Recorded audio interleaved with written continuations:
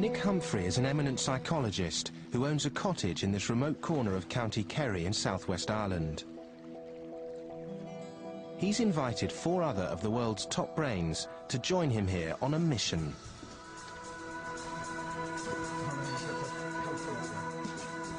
These 5 scientists have already contributed significant research to the placebo debate, and now they've come to help lay the foundations for a new era of medicine. Long before doctors or medicine came on the scene, we had ways of getting better from almost every conceivable form of illness. So I think that human beings do, in principle, have astonishing capacity to recover from almost every form of ailment. But without a determined effort to pull all the placebo evidence together, research like the sham surgery study is in danger of being lost, dismissed as a fascinating one-off and never acted on. These scientists, all leaders in their field, say it's much too important for that.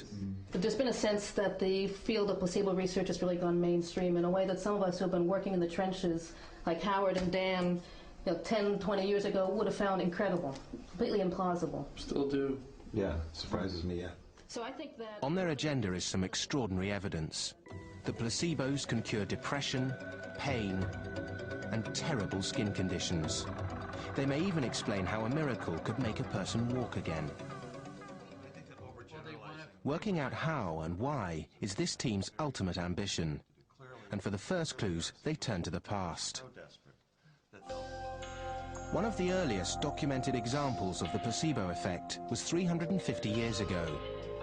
Charles II is said to have cured 100,000 people during his reign simply by laying his hands on them.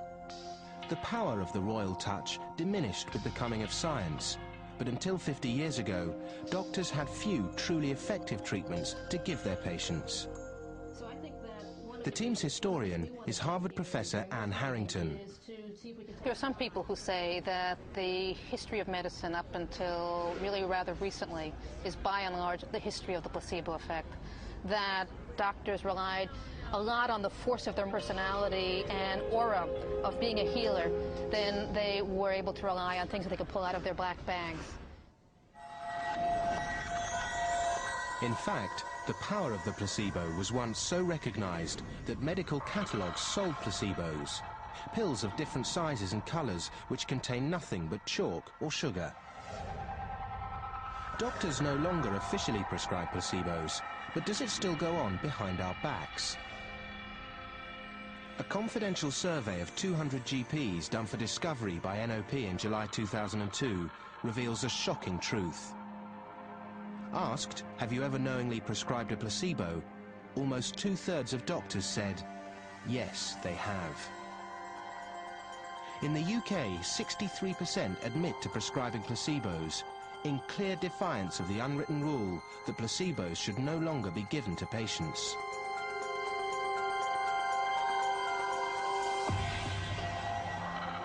One of them is Michael Dixon, a family doctor from Devon who's written a book about the placebo effect. He's happy to admit he gives his patients placebos and says it's nothing to be ashamed of. When I went into medicine 17, 18 years ago, it was actually quite part of the job to give placebos. That was fine.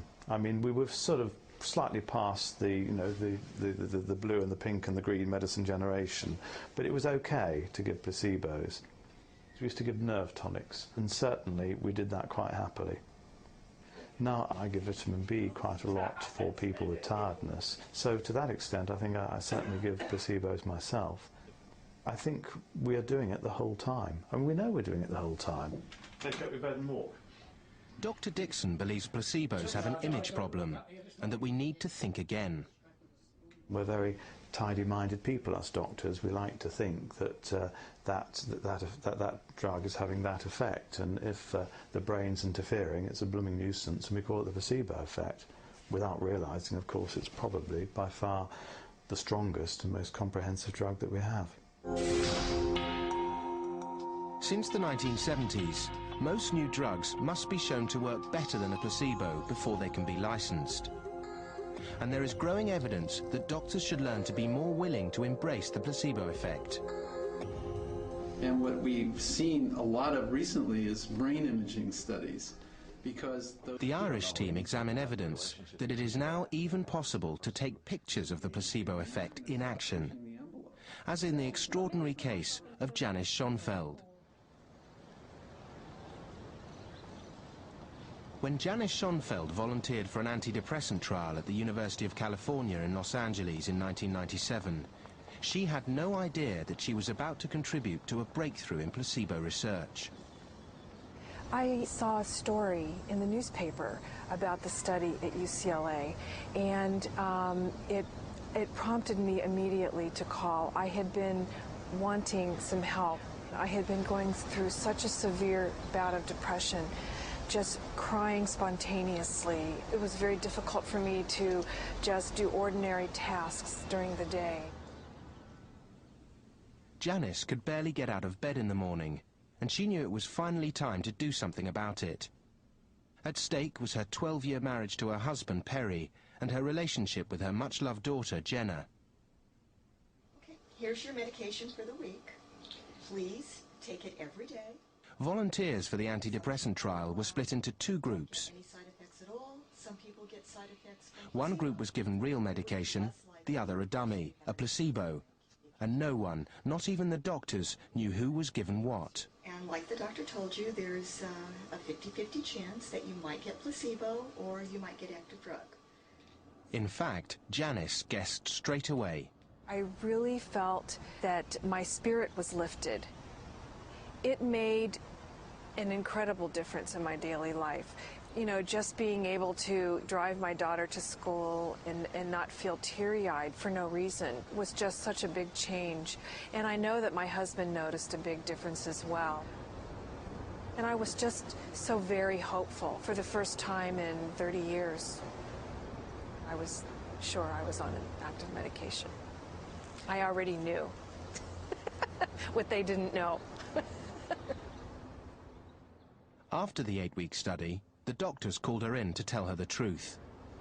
He said, well, you were on placebo. And I was very stunned. In fact, in my heart, inside, I didn't say this to him. I said, you're wrong, inside. But outwardly, I said, do you want to check that to be sure? Because I really think I was on the medication. He said, no, you were not. You were on the placebo. But there was an even bigger revelation to come.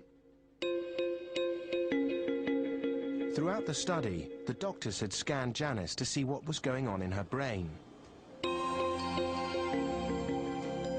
The warm colours in these scans indicate activity.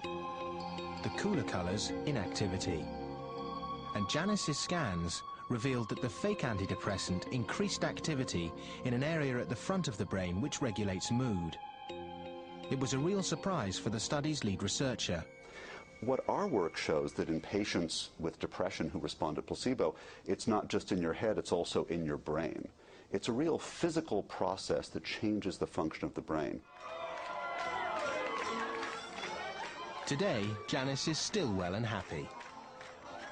I think the whole area of placebo research is very exciting and frankly very important, because we've shown that we're able to activate another pathway that leads to improvement, that leads to patients feeling better, and we're doing that without conventional medical treatments.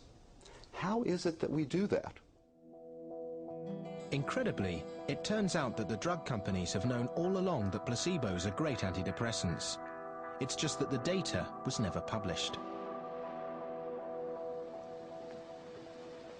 Irving Kirsch is a professor of psychology at the University of Connecticut. In 2001, he used the Freedom of Information Act in the United States to obtain data submitted by drug companies to support the licensing of 6 top antidepressants.